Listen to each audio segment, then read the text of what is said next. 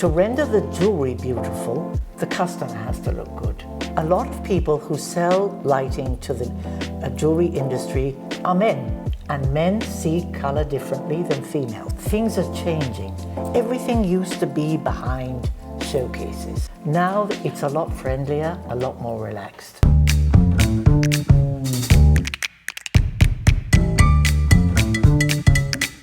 Today I'm here with Ruth Mellegaard in Detroit, Michigan. She is a co-owner of Grid 3. Ruth is an interior designer, a color expert, and a lighting expert. Ruth, can you please tell us a little bit more about your expertise?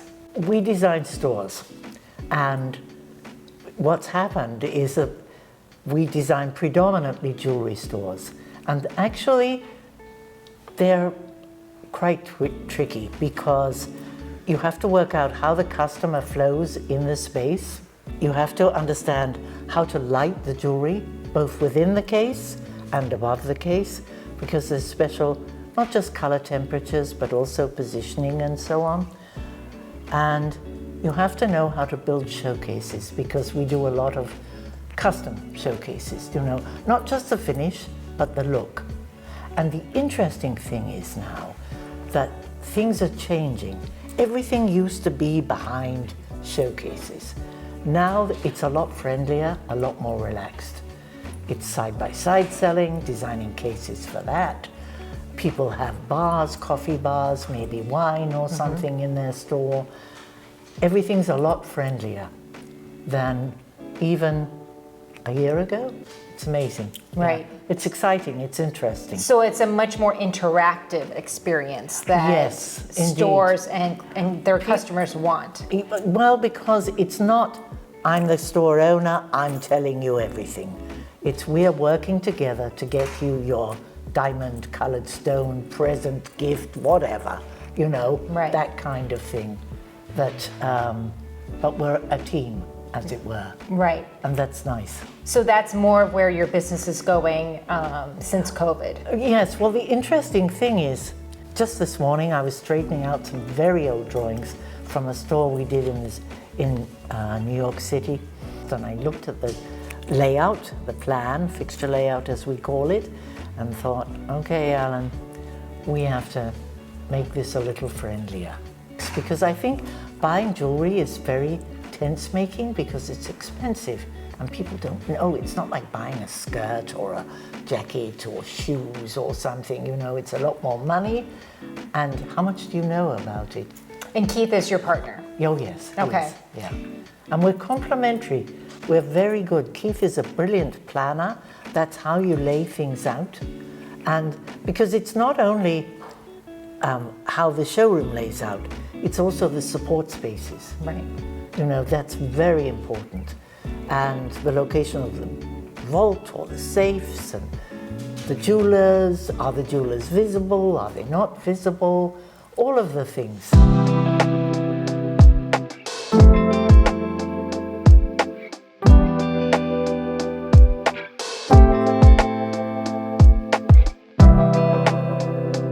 So Ruth, could you go into a little bit more detail on your color and your lighting background? A lot of people who sell lighting to the jewelry industry are men, and men see color differently than females. They really like 5,000 Kelvin. And for diamonds and things, it can be perfect because that's a very cool light. But in truth, if I'm putting it on, it doesn't make me look lovely. Right. You're better off with 4,000, which is more neutral, which is what we have in here.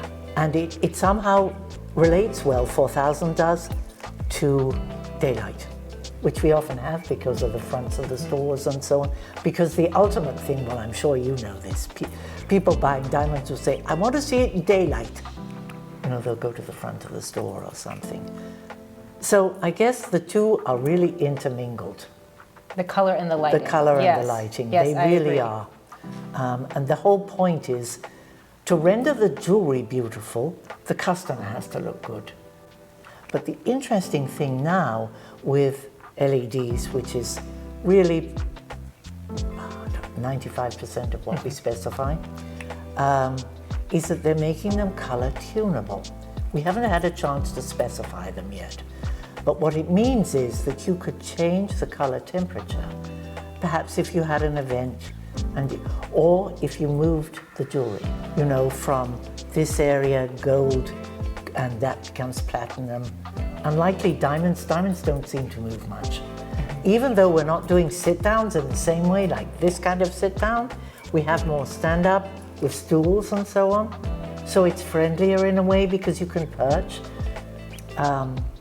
Young ones often are a little hesitant. They want to buy something, but they don't want to commit too much, you know what I mean? So if you perch on a stool, you can easily hop off and go look at something else.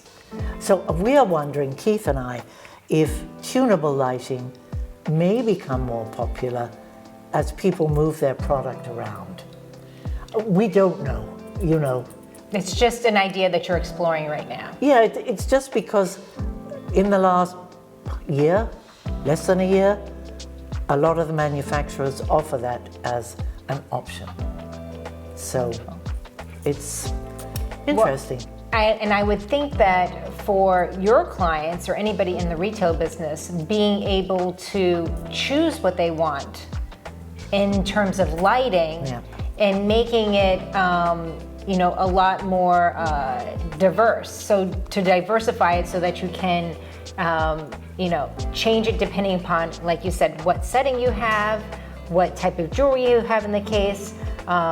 You don't have to, you know, make that exact decision and then you're stuck with it forever, no, right? Exactly. I think the other thing that we do is we think about the sound in a store, because that's another thing with a jewelry store, especially if you have a wood ceiling, a drywall ceiling, a metal tile ceiling, is sound bounces, because everything is, all the showcases, you know, and because luxury vinyl floor tile is very popular. Right. So we are very sensitive to sound reverberation and how can we lessen it. And we have to think too, jewelers have events and there can be a lot of people there. And that's fun, but it's like going to an extremely noisy restaurant, in my opinion, which we did fairly recently. Fabulous food, but we could hardly, on a two-top, talk to each other. Right. It was that noisy. And I thought, yeah, it would bother me if I were in a store at an event and it was that noisy. Hi, El Hill here. Do you want to learn how to get on the phone with any buyer that you want to work with without an introduction or a referral? Click to get the downloadable that we've made for you that you can start using right away and will be really useful for your business and growing your revenue. So you spoke a little bit about the materials that you use in lighting, color, your interior design. What are some materials that your customers are looking for right now, especially knowing that everybody is very focused on the environment? For instance, as I said to you, luxury vinyl is very popular.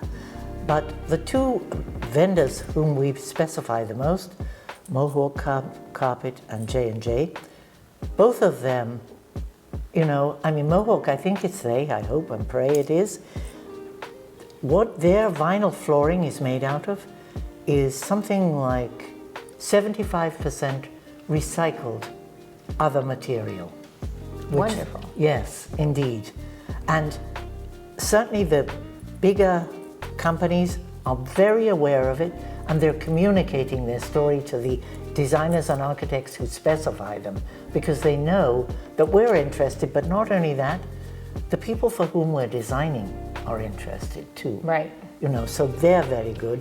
The wall covering companies who have developed this amazing fiber, which is from recycled plastic, I think, or something. Oh, well, there's another carpet called Kinetex, which is made from plastic bottles.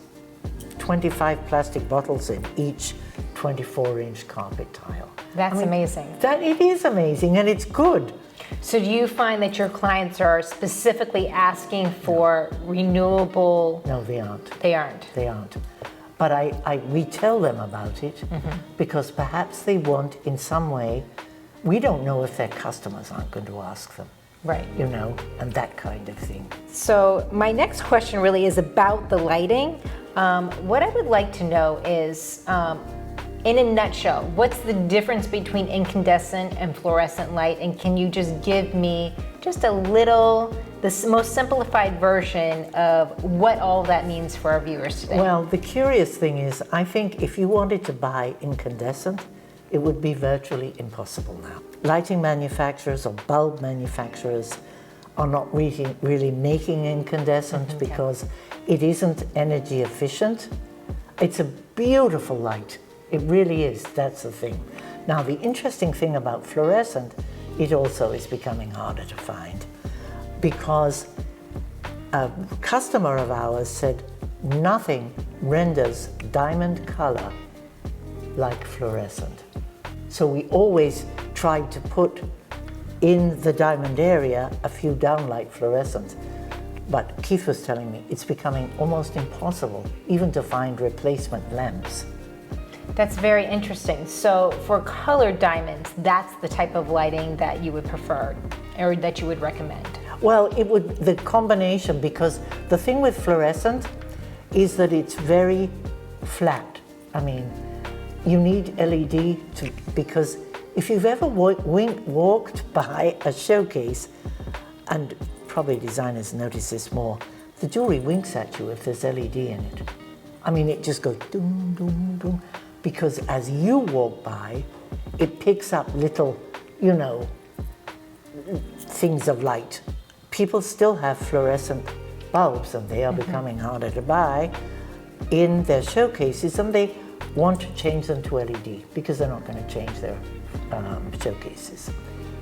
And the difference when we manage to find something that will retrofit is amazing in what the jewelry looks like, the sparkle and so on. So what I've gathered from this conversation is that the lighting is extremely important to jewelry, as we both know. Yes. And there's not a one-size-fits-all for every situation or every store. I don't think so. It's a mixture of different types of light that's going to be the best solution depending upon what type of jewelry you're selling, what type of display cases you have your jewelry in, what events you might be doing in your store throughout the year. How is lighting different from a retail location to a trade show, for example? Well, trade shows, they have these overhead lighting, which obviously you can't do anything about. You can rent things.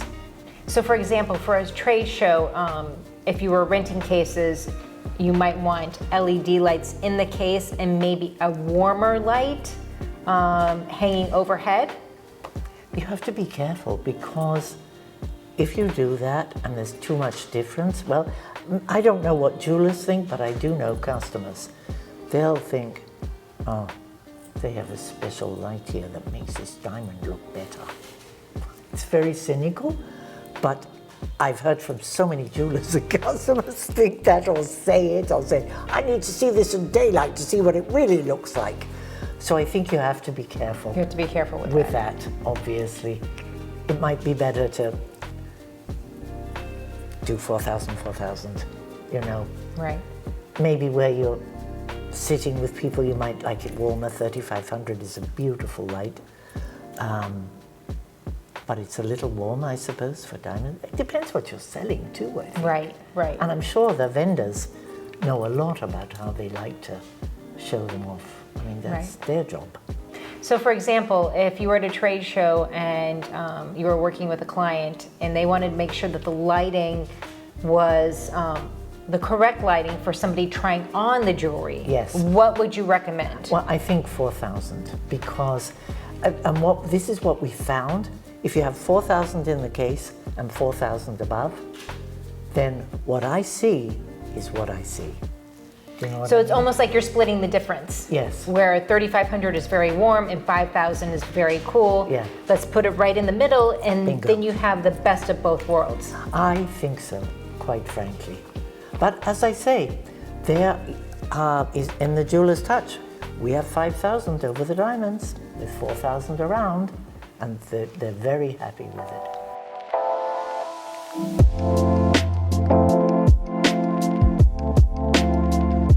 Okay, so this is a question. I'm very interested to know if you always wanted to work in the interior design / lighting industry. I come from a very large family, 7 girls we were. And I was always rearranging furniture. My mother used to say, darling, do not rearrange the furniture when we go out for dinner with someone. And I lived in Canada then. And at the university there, in conjunction with the School of Architecture, was a School of Interior Design. And I thought, I think maybe I'm meant to do this. So I was very lucky because I could go there. I mean, I couldn't draw, but it didn't matter. It wasn't fine arts. So it was with you from the beginning of In a way, time. it was. Now that I think about it, yes, it was. I was always rearranging things. Tell me a good situation that you had with a customer. How did you work together the best with them? Well, I think if they're partners in business, they get on well. They may be totally different, but they know how to get on. So it's really both of them you need to present to. I'm trying to think, has it ever been, I want this, I want that? No, I don't think so. No.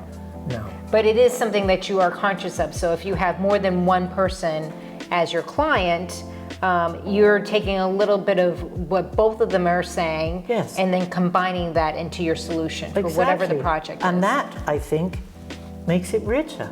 Right. It seems to me, anyway, quite frankly. What is a common myth about your job?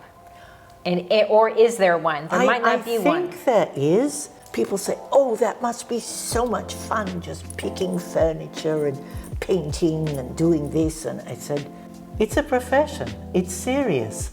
And the customers are spending a lot of money. And you are responsible to helping them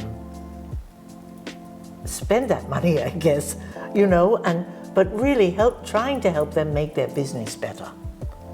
With how you lay it out, how you light it, how you color it, all of those things, the design of the cases. But from the outside, I think that is a misconception. If you like that video, you're gonna love the next one. It's full of our expertise and tips on diamonds, gemstones, and jewelry, growing your top line revenue and business strategy. Just click on the link, subscribe, and hit the bell button so that you'll be notified of our next videos, and give us a like. Bye for now.